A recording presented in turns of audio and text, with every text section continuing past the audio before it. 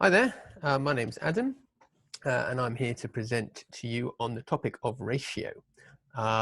You can grab me on Twitter anytime at AdamBoxer1, or you can send me an email, adamboxer1@gmail.com. Who am I? I'm the head of science at a brilliant school in North London called the Totteridge Academy. I also do a bit of work for CogSci, which is the UK's largest grassroots network of science teachers, and we are all committed to the application of cognitive science in science education. I also do, I've been lucky enough to do a bunch of stuff for ResearchEd, including recently a lecture for ResearchEd Home, but I've done some presentations for them around the place. I also edited the book on explicit and direct instruction, which you should definitely buy. It's excellent, if I can say so myself. But actually, this is my first Saturday ResearchEd conference ever, because I'm an Orthodox Jew, so I can't normally go to ResearchEd conferences because they're on a Saturday. I go to the ones that are midweek, so like when ResearchEd do a strand at Wellington or whatever, but I've not been able to go to any of the ones on Saturday. So this is my first one. So I'm recording this in advance, and I'm very excited and I'm very grateful to have the opportunity to do so. Today we're going to talk about a concept called ratio. I mean ratio in the general sense, but I don't mean ratio just in terms of like how we teach the specific topic ratio in maths. Ratio is a guiding principle for I guess for classroom management and for student engagement. It's incredibly powerful, and I will explain why as time goes on. I want to start with this guy. This is Professor Rob Coe. Professor Rob Coe has done some really important research. He used to be at Durham University. He now works for the Evidence-Based Education Organization, I believe.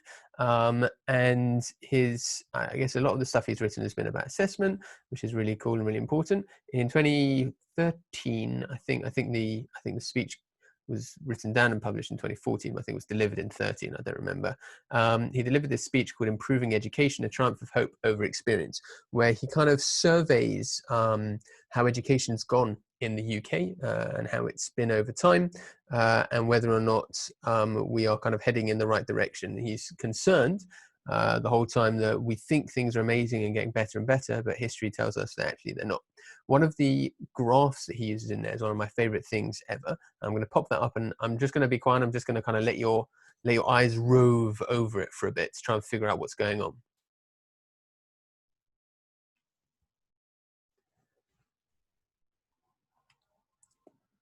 Okay, so that looks kind of a bit complicated, so I'll try and break it down. At the bottom, we have year, so this is as time goes on. These lines here are our scores in international standardized assessments, so things like PISA. So you know how every few years the BBC News goes crazy with, oh my God, Finland, you know, the UK is like the 48th country in the world for education, and we're worse than Afghanistan and all sorts of things. And then everyone's like, oh, Finland, they're amazing, let's go to Finland. And then everyone's like, oh, Shanghai and Singapore, they do really well, but like they hate children, so we don't need to go and learn anything from them. And then the Conservatives are like, yeah, we do. And then everyone else is like, no, we don't, they're evil. You know, all of that stuff, right? That's PISA, that's one of the international assessments. TIMSS is another one of the big ones. PEARLS is another one of the big ones. And what he's done is he's basically mapped our scores on those tests over time. And as you can see, with most of them, we haven't, particularly improved much. So, for example, on this green one, which is the TIMSS Science, we've gone up a bit, then flatlined a bit, then down a bit. Science TIMSS 8, age 14, similar pattern. PEARLS down, then up. PISA, which is the big one, whereas that's a scientific literacy down over time, reading literacy down over time, mathematical literacy down over time. And obviously that's not great. It's not particularly optimistic. And against that, he puts this line here. This line here represents the percentage change in GCSE 5A Starter C between 1995 and 2012. And as you can see, it skyrocketed. It went up massively in that time.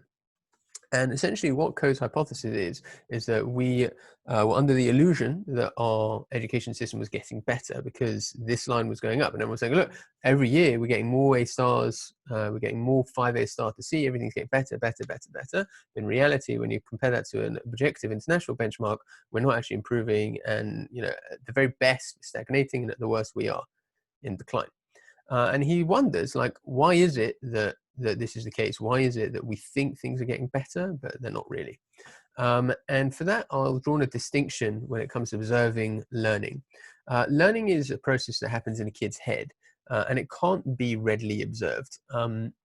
The kind of analogy that I like here is that it's about a person being in love. You can't observe.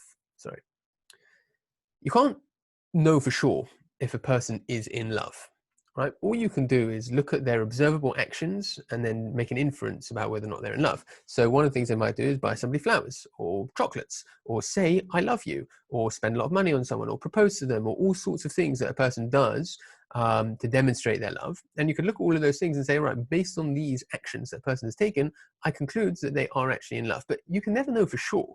And like, we should be totally alive to the possibility that people can fake stuff like that, for sure. Why not? It's just an action. Like, anyone can give flowers and say I love you. It doesn't necessarily mean anything, but you'll never know for sure if a person loves somebody else, because you can't peer inside their head. It's a black box. It doesn't work like that. What you can do is get some observable action that says, oh, it's likely that learning is taking place if this action is ongoing. And what Coe argued is that we focused for a long time on very specific actions that were bad proxies for learning, that we observed them and we said, oh, I'm looking for X, Y, and Z to have occurred. And if they have occurred, then I can assume that learning is taking place. But he says that we picked bad X's, bad Y's, and bad Z's, and that led us to think that learning was taking place when in reality it didn't. So what I'll do is I'll put up his list of proxies for learning. And it's always people always read this and they're like, oh yeah, I recognize all of those. Sadly, he did this in 2013, 2014. We're now 6-7 years on, and unfortunately, in a lot of schools in the country, in a lot of classrooms, this kind of practice is still all too familiar. So I'll pop them up and let you read them.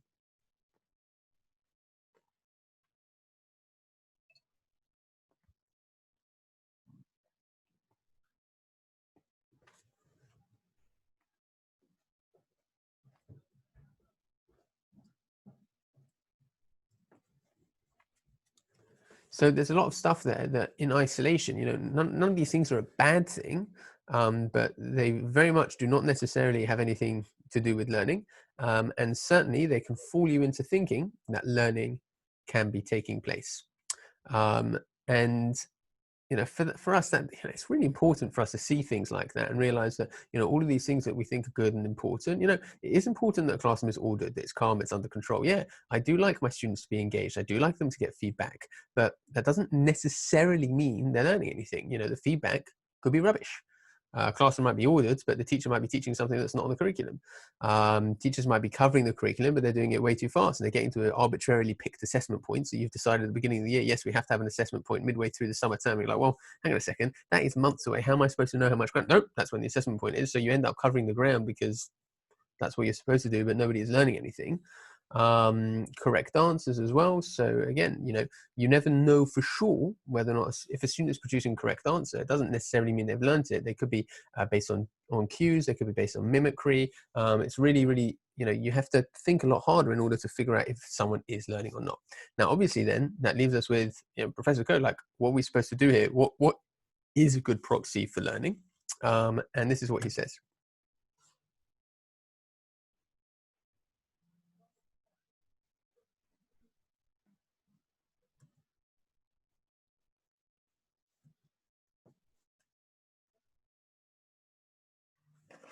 So that's Professor Coe. Learning happens when people have to think hard. Now, again, that doesn't necessarily help me, because I can't necessarily tell if someone is thinking hard, but at least it gives me something, a kind of helpful framework for me to think about. When are my students going to be learning? They're going to be learning at the point when I'm making them think hard. And if I'm not making them think hard, they're not really going to be learning anything. How does this all tie to ratio? Ratio is a concept from Doug Lemov's book, Teach Like a Champion, and I'm going from Teach Like a Champion 2.0. And essentially for me, I tie these two things together. I tie together Doug Lemov's ratio with Professor Coe's learning happens when people have to think hard. I tie them together, and essentially ratio tells us about how much of that thinking hard is taking place.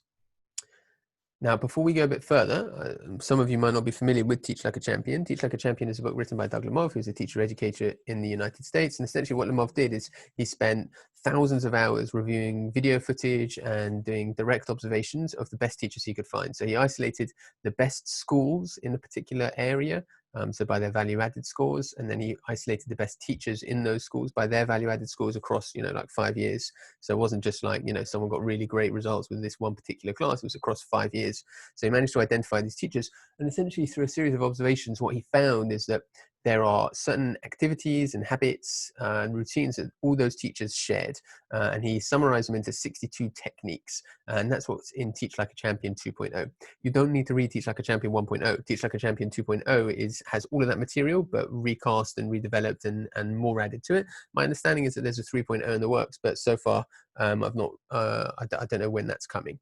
And in it, he has a whole load of different techniques, and ratio is one big category. So he's got a number of techniques within the broader umbrella of ratio. There are two types of ratio. The first type of ratio is called participation ratio. And that's essentially how many of your students are participating. If lots of your students are participating in a given lesson, your ratio is high. If very few students are participating, your ratio is low. There's also think ratio. Think ratio is about how much they're thinking. So given that your students are thinking, like how hard are they thinking? Coe told us that learning happens when people think hard. How hard are they thinking? So question one, are they thinking? Question two, how hard are they thinking?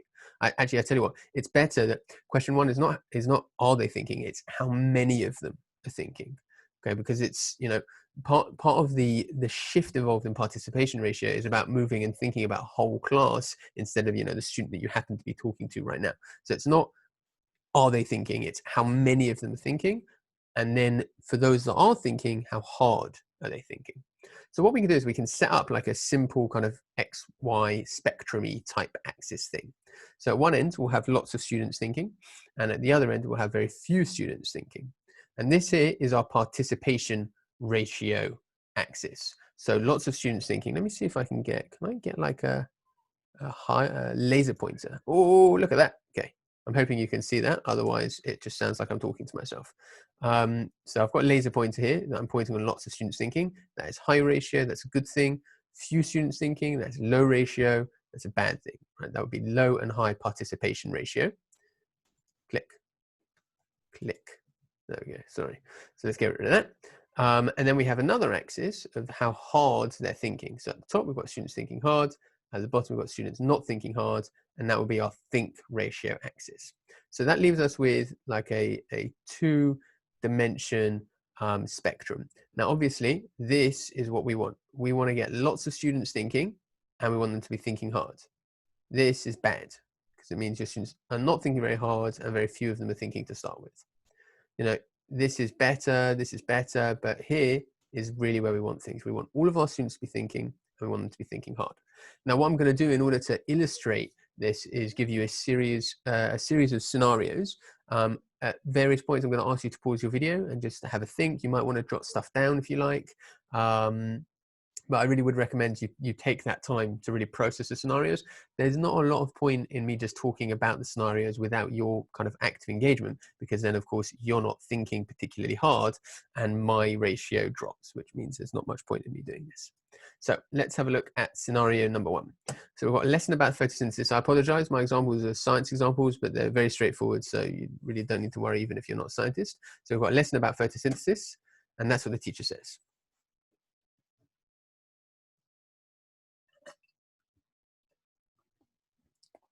Okay, what I'd like you to do is pause your video and just jot down or speak out where I tell you what, we won't even focus on the top one. We're not going to talk about whether or not they're thinking hard or not thinking hard. I just want to talk about participation ratio.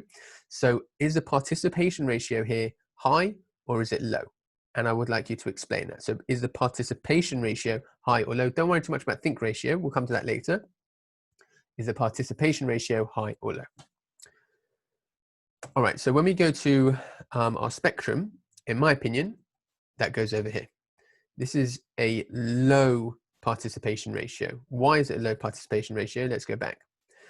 The reason for that is because the teacher did not use something called cold call. So cold call is another Lemov technique, which involves me asking a question and then saying the name of the student. Why is that important? Well, it's important because if I say, Daniel, can you tell me the word equation for photosynthesis? Well, I've got 30 kids in my class. Only one of them is called Daniel.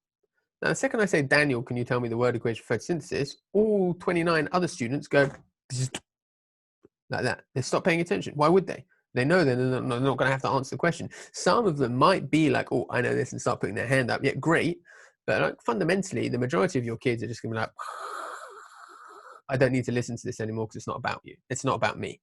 Which is why Lemov argues that you should use a cold call. So a better script would be something like, all right, what is the word equation for photosynthesis? David. Because then the students don't know who you're going to call on until later. So they have to think about the question, process the question, because they don't know if you're going to be asking them in particular. So let's modify our script and let's say it's like this. So I'll act this out, right? So the teacher goes, what is the word equation for photosynthesis? David. And I'm David now.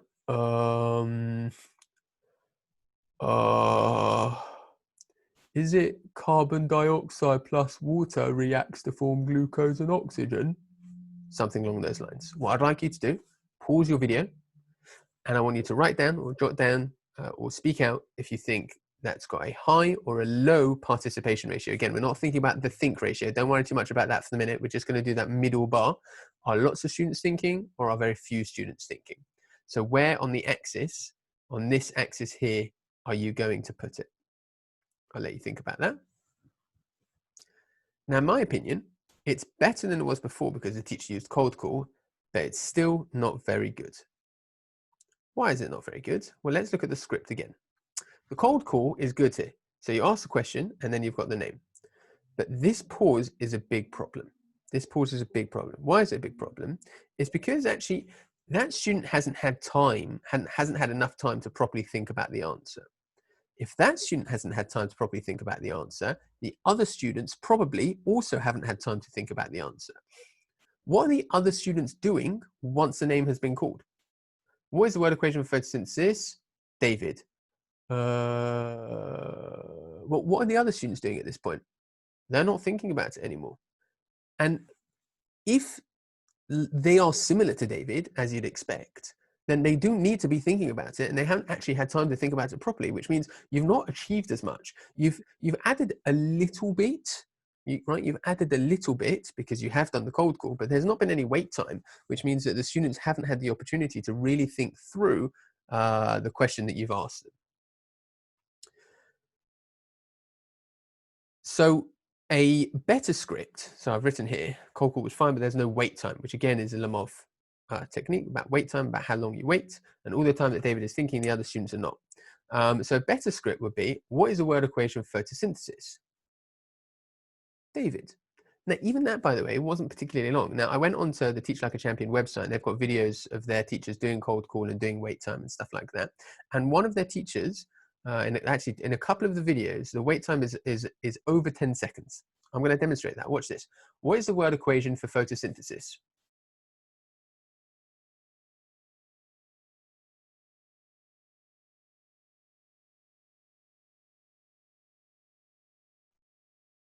Now, that's a really long time to wait and then go, David.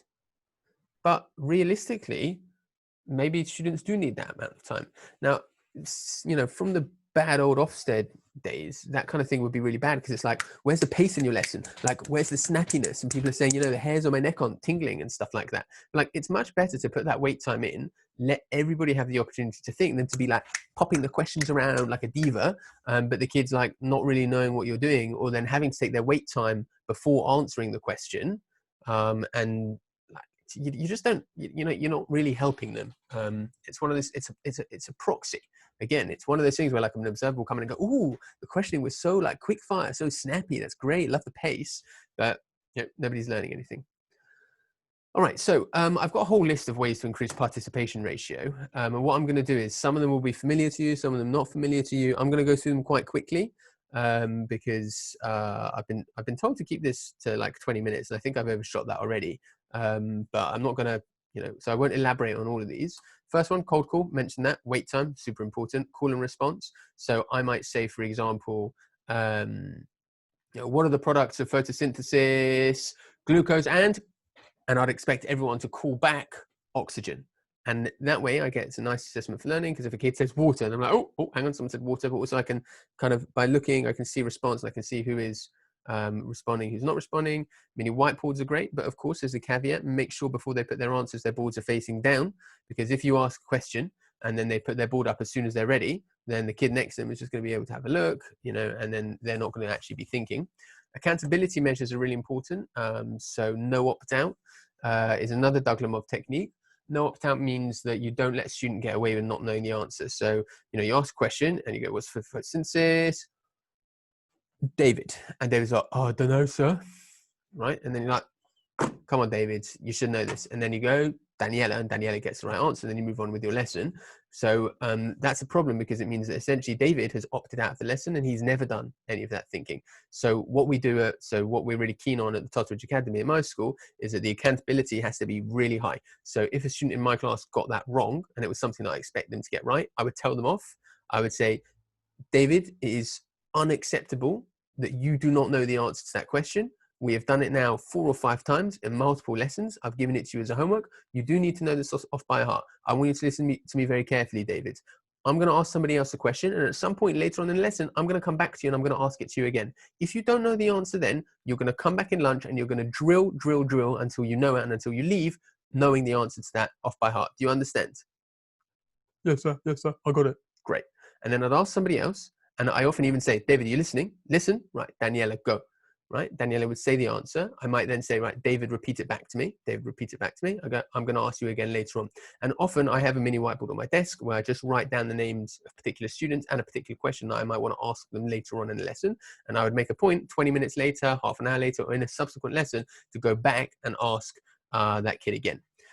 So that's no opt-out. What did I say? So this is a technique that I heard at the Michaela Science Conference earlier this year, where they they did this really nicely, where they said, especially when they're working with weaker attaining students, so they'd say things like, they'd ask a particular kid, they'd ask the question and pick a particular kid, the kid would answer it, and then they'd go to somebody else and say, what did he say? What did he say? What did he say? What did she say? What did I say? What did I say? The whole time, and you're popping these questions the whole time. So you're saying something, what did I say? Great. You're saying something, what did I say? Your kid says something, great, what did he say? And then you're keeping the kind of the momentum going, and you're making sure that all students are paying attention. And again, it's not this thing to like deceive the observer into thinking there's loads of pace and loads of progress over time going on here. It's about making sure that every student is engaged, because if the students know that at any given point you can ask them, what did a student before them say, then they're going to be more engaged. They're going to be paying more attention, because they know they might have to go back to it. Say it back to me is a really good one, where you'll say something and you say, okay, and say it back to me. You. I couldn't think of a child's name. The name Sefton came into my head, but I don't think I've ever taught a child called Sefton. I don't think I know anyone called Sefton, so God knows where that came from. But you say it back to me, Sefton. And again, that's a way of making sure the students are paying attention during your explanation, because if you're explaining something and students know that you will ask someone to say it back, then they'll pay attention. And I'll often preface my explanation. So I'll start something and I say, okay, I'm going to need everyone to pay attention. Eyes up here. And Sefton, it doesn't look like you're looking at me. Brilliant, thank you. Right, I need everyone to pay attention, okay? I'm going to explain something very complicated. At various points, I'm going to ask you to say it back to me. So I'm going to need everyone to pay very careful attention. That's a good way of making sure that the engagement is high. Doing the same thing for asking a question. And then if you think there's a kid who wasn't paying attention, what was the question? And again, these aren't necessarily things that you do once in one moment. It's about a culture, and it's about building a culture of accountability, and a culture where students know that they have to be thinking the whole time, or you're going to rinse them. Checking for mistakes. This is a really neat one, especially if a student's going to be giving a long verbal answer. So let's say I want to ask a student, explain how cactuses developed short spiny leaves, right? So a student, the answer to that might take a student, 20, 30 seconds. It might be a number of sentences. It's very easy for other students to switch off at that point. Our students are not like gifted orators who are going to be able to capture the imagination and engagement of their audience in the same way that, finest Broadway star might. So what I do is I'll ask the question, I'll pick a name, and I'll start and I say, actually, just hang on. I want everyone to pay careful attention. Okay. Sefton is going to answer this question for us, and everybody else is going to check for mistakes. It's going to be a long answer, and I want to know what mistakes Sefton makes. I might actually never come to anyone, but it's a good way for me to get the students to be thinking about what another student is saying. Definitely, you know, all of those things that I was showing you before, hands down, listen to the speaker. Okay, I want to make sure nobody is writing notes. I want to make sure everybody is listening, and I can check. I can use my radar like that. I'm looking across my class. I can be seen looking, which is another Lemov technique. So they can see that I'm looking for them, and I'm looking for which students are paying attention.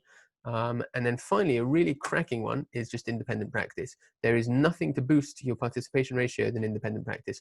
Any other form of activity, you can't know who's doing the thinking. So if students are doing like group work or paired work, you can't know for sure that each student is thinking, because you could have a student who's just like socially loafing, which is the term for kids who are in a group and they're like just letting someone else do all the work. They're socially loafing. They're social loafers like this. They let somebody else do the work. They might even look like they're doing the work. They'll be like this, and they'll be nodding, and they might be writing stuff. They might be the one who's doing the highlighting on the paper with the pen and the bubble writing and all of that stuff, but they're not actually doing any thinking at all. They're not really engaged in the slightest. Okay, scenario 3, boom. Right, this is a science example, and it looks a bit scary, but it's not really. Okay, so basically all they need to do is multiply these two numbers together. Right, so times 100 and that. So just times these two together. Okay, and the teacher is deciding to do this by using mini whiteboards. Students hold them down. The teacher goes 1, 2, 3, show. Students show their answers. Brilliant. The students got it right. Well done. And then the teacher moves on to these values. That one, then that one, then that one, then that one. Okay. So we've got really nice mini whiteboard technique, whole class activity. What I'd like you to do now is I'd like you to think again about that axis. We've got participation ratio and think ratio. How high or low is the participation ratio? And how high or low is the think ratio? So how hard are students thinking right now? Okay, I'd like you to pause your video and do that now. Okay, so we go back to our axis. Now, in terms of participation ratio, this one, it's definitely high. It's definitely up at this end because the mini whiteboard game is really strong. Okay, so the routine with the mini whiteboards there is good. The kids are clearly used to it. They know what to do, and it means that you're getting responses from every single student, and there's no student who can't be thinking at this point because they've got to get something down onto the board. How hard are they thinking? That's a different question. I think down there. Why is it down there? Well, if we go back to these questions, these four, they use different numbers, but they're basically the same as the first one, right? And the thing is, if they all got that one right, it was too easy. Everyone got it correct. So it's too easy. If they all knew that they had to times 100 by that, then why are you moving on to an example that's exactly the same? They know it. Guaranteed, they're going to get this one right, this one right, this one right, this one right. I don't even need to observe it to know that it's going to happen. If they got this one right, there's nothing in these that makes it any harder. Sure, it's different numbers, and 100 and 0.01 are a bit simpler than 85 and 0.002. Yeah, great, but like we're talking tiny, tiny details. I would be stunned, right, if there were mass errors in any of these. I imagine if you got 100% getting this one right, you're going to get at least 90% getting all of these ones right as well. No brainer. So what that means is that they're not actually thinking that hard, which means that our dot has to go down here. You've got to make things difficult. You've got to make things challenging. How do you make things challenging? That's complicated, okay? And I'm not going to be able to answer that right here, right now. I have a little equation that I use for conceptualizing, for thinking about challenge. And if you are interested in that, I wrote a whole blog about it called Challenge Beyond Balloons, which is a way for any subject to be able to figure out how difficult a particular thing is at a particular time. But you know, broadly, you need to have your own way. If you've never thought about this, right, then now's a good time. Have you ever thought about what makes one thing actually harder than something else in your subjects? If you've not thought about that, then you need to go away and think about it. If you have thought about it, then that's what you use when you think about think ratio. How am I going to make it so the challenge is high, without being too high, of course, but the challenge is high. If the challenge is too high, then they're not going to think hard. They're just going to give up, right? So you want it to be at this like sweet spot where they are thinking hard. Okay, great. Okay, let's move on to another example. Have a read of this one.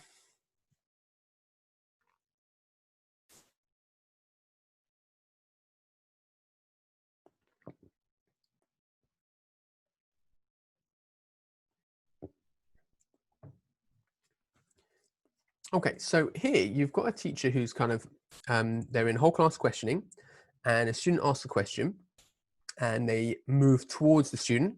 They go into the classroom. They're not going around the edge of the classroom. They are moving into the classroom. So your classroom is like this, and they're moving like this. Okay, so they're going into the classroom like that. Um, I'd like you to kind of think about what that does to your ratio, if anything at all. Now, for me, this is like a classic error that I see in a lot of trainee teachers' classes, and it's something that I've tried really hard to erase from my own practice.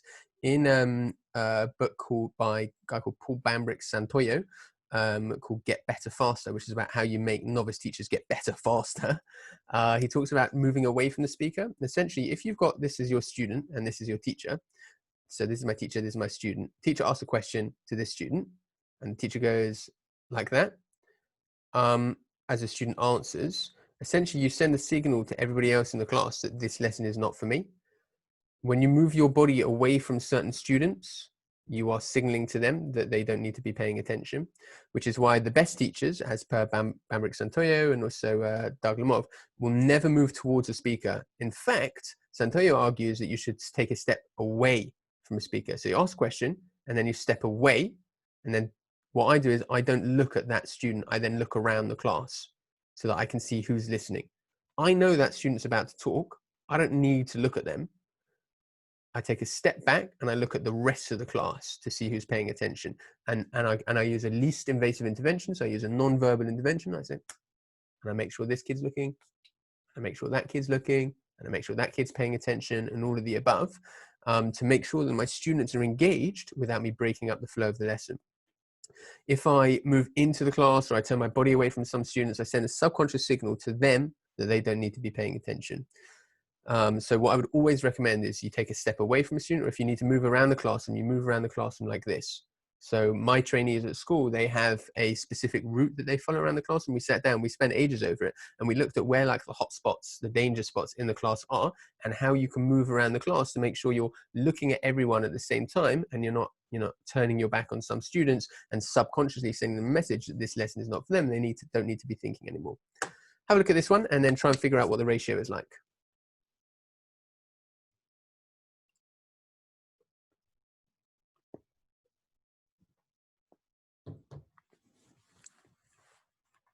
So this is something that I catch myself doing, where kids are like working quietly, which is great. Good independent practice is great for participation ratio, but there's a question that keeps coming up, and I'm going to the different students and I'm helping them. And again, a lot of observers would say, oh, that's great practice. They're going to different students, they're circulating properly, they're identifying problems, they're giving specific targeted feedback. Great. What I would suggest is that if you've given the same feedback to maybe 3 students, guaranteed, right, more students need that feedback. So you've got a few things at play here. First thing is, while a kid has got their hand up waiting for you, what are they doing? Nothing, right? And try as you might to say, move on to the next one, then I'll come to you. They're not going to do that, right? They just wait. And if you do that, then it breaks up your conversation with the student that you're talking to. And then it's really likely that if you've got a few students with exactly the same problem, you've got more students who either have that problem and are just ignoring it and are just moving on and like forgetting about it and not thinking hard about it, or you've got students who don't even realize that that's a problem and are just making a mistake. So like a good rule of thumb here is, so your participation ratio can be quite low because you've got students who are like sitting there waiting with their hands up, and your think ratio can be like just a bit whack because you've got students who like should be thinking hard about it but aren't thinking hard about it, and you've got to kind of figure out why that is. So this one's a bit like, yeah, it's just not great in terms of your ratio. So what I would always suggest is that if 2, maybe 3 students have the same problem, and this scenario is really clear that it is the same problem because it said the support they're providing, the teacher is providing, is very similar from student to student, you pause the whole class. Guys, pens down, eyes up here. Okay, I've got David's paying attention, Sefton's good, well done, excellent, right. Okay, now question number 4, a lot of us are struggling with. What I want to do is I want to work through a question that's very similar to question number 4, and then you're going to do question number 4 by yourselves. And that way you make sure that your ratio is super high the whole way through your lesson. Have a look at this one.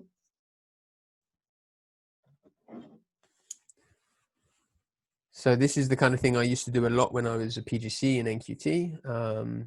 That I used to kind of give different students fact sheets or have the quote museum around the room.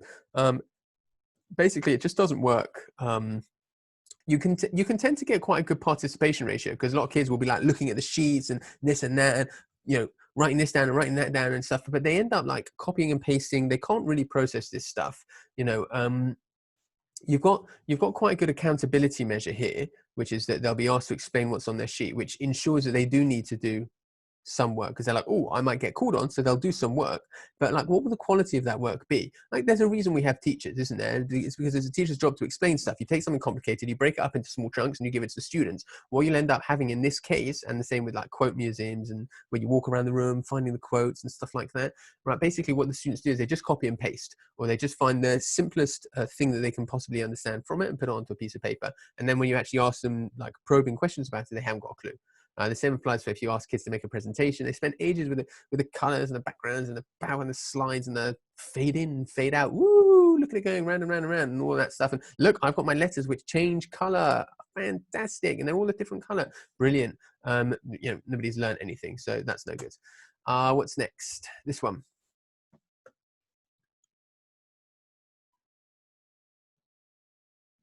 So I've written a lot about this in a couple of blogs called How to Go Over a Mock.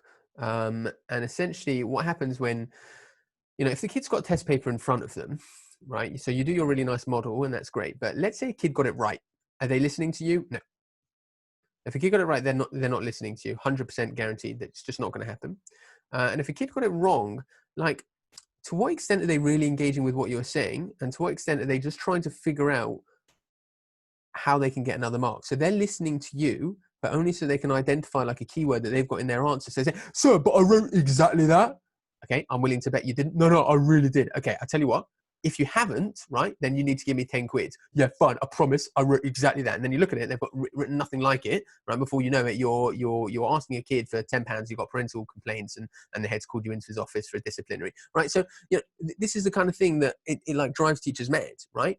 You don't want to, just don't do it, okay? Because they're not going to be listening, they're not going to be paying attention. So not only a whole load of students not participating because they might have got this one right, but even the ones that are participating, they're not thinking about it in the way that you want them to think about it. So, general advice here would be take the papers away from them, right? Either don't give them the papers back and say, this was a question that a lot of students got wrong. Let's have a look at it, right? And then you model how you would go about answering it, and then give them a very similar question and ask them to answer it. There you go. Now you've got high participation ratio, high think ratio, bing, bang, bosh, easy peasy. So that's one way of doing it. Just don't give them back their papers. And then I suggest another couple of others in the blog, so you can check that online if you like. It's called What to Do After a Mock. Right, what's next? Okay, so here, stretch it is another Doug Lemov technique. It's about testing reliability. So let's say I had a reaction and I said the temperature increased. Is it endothermic or exothermic? And I ask my question and I give good wait time and I ask Wilfred. And Wilfred goes endothermic, sir. And I go, well done. And I move on. Well, do I know that they know the answer? Well, they got it right. But do they know it? Well, what are the variables here? One of the problems is that it's a 50-50. So the student might not know the answer and still have a 50% chance of getting it right. So stretch it is about probing, and it's about saying, well, hang on a second. Okay, how do you know it's endothermic? Can you say, oh, the temp? So I can't remember if I said temperature increases or decreases, whatever it was. So let's say I said the temperature decreases. The kid says it's endothermic. Okay. How do you know it's because the temperature decreased? I said, I know that. I said that. But how do you know it's an endothermic reaction? And if the kid says, oh, that's because energy has to be removed from the surroundings and it's taken in by the reactants as they become the products, then I know that they understand. But if they're like, don't know, then I know that they don't understand. Now, in a stretch it process, I might go really far with one particular kid, keep probing and probing and probing and probing. Is that a good thing or is that a bad thing? I'll let you think about that. So for me, it sort of depends. You do need to probe, but there's a careful balance. If you spend too much time with one kid, the other kids might switch off. So one thing you could do is you could make sure everybody else, you could pop the questions around the room for sure. Or if you really want to know what that kid's saying, whether they are right or wrong, then you do what I said before, which is, okay, I'm going to ask somebody else to repeat what he said, or you can do something like, I'm going to ask you to check for mistakes, like we spoke about earlier. All right, let's have a look at this one.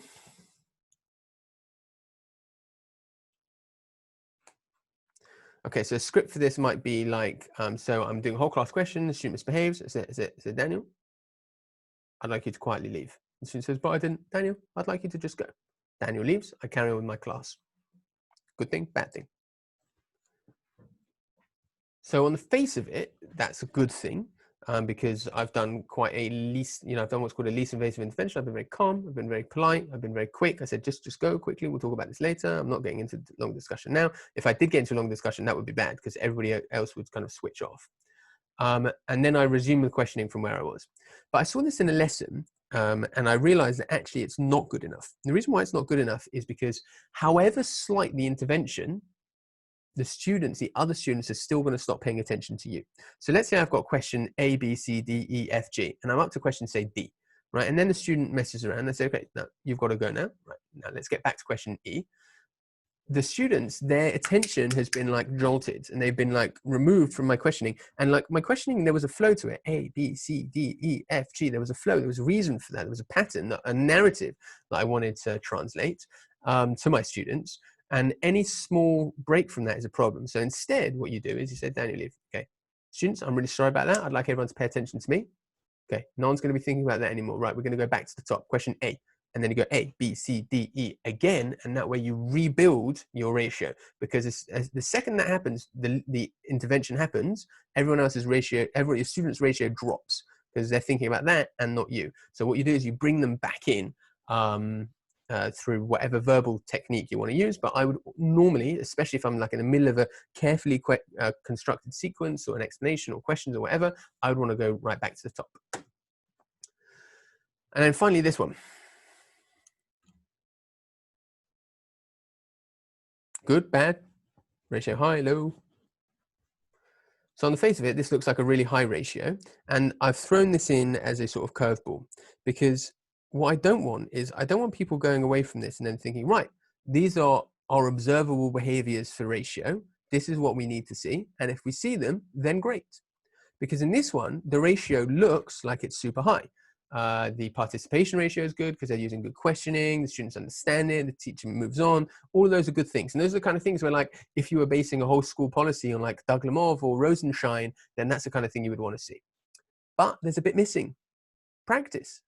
Where's the student chance to actually practice? Sure, they might understand something, but have they learned it? So part of think ratio and participation ratio is it's a way for you to think about getting learning to happen.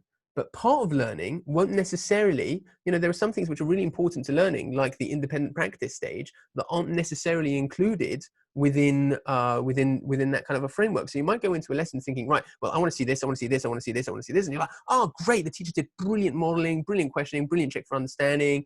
And then they moved on to the next segment. They did nice short segments. They broke instruction into small parts, check for understanding, brilliant. Model check, model check, really nice, really nice, really nice. But like, that's not all of it. There is more stuff there as well. And I guess, part of what I'm trying to get at here is that I don't want you to use these now. I don't want you to be lazy and use these as proxies for learning and go into a room and say, I expect this, I expect that, I expect the other. There are ways for you to think about participation ratio and think ratio and how your students are thinking, but they're not the be all and end all. They're not everything.